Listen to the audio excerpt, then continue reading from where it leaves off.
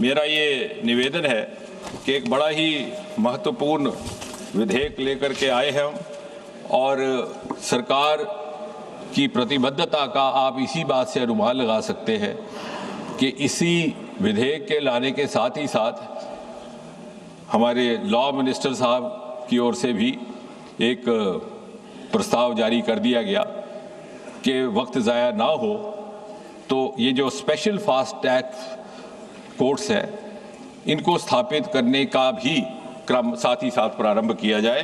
उसमें दिल्ली, मुंबई, कोलकाता, मध्य प्रदेश, बिहार, उत्तराखंड में पहले ही इन्होंने गठित कर दिया है और आने वाले दिनों में बाकी स्थानों पर भी।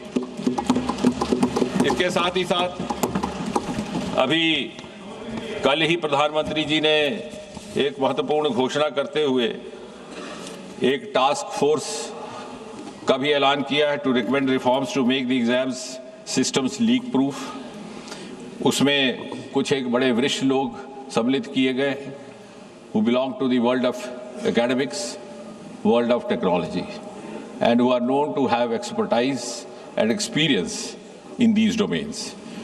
Mr. Nandan Nilekani, co-founder Infosys, Mr. S. Somnath, ISRO chief, Tapan Dekka, ex-DIB, Mr. V. Kamakoti, director IIT Madras, Chennai, और इसी तरह से हमारे दो और मेंबर भी उसमें शामिल हैं, एक फॉर्मर सेक्रेटरी एजुकेशन और एक टेक्नोलॉजी एक्सपर्ट। और साथ ही साथ जो राधा कृष्ण कमेटी गठित की गई थी 22 जून 2024 में, उसमें से जो मोटी मोटी 46 की रिकमेंडेशंस थी उसमें से भी लगभग 76% अर्थात 35 इम्प्लीमेंट हो चुकी है।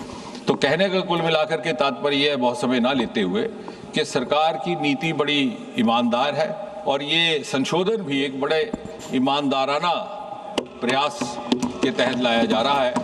और मुझे विश्वास है कि किसी भी दल के नेता को या किसी भी पार्टी के किसी भी माननीय सदस्य को इसमें कोई आपत्ति नहीं होगी।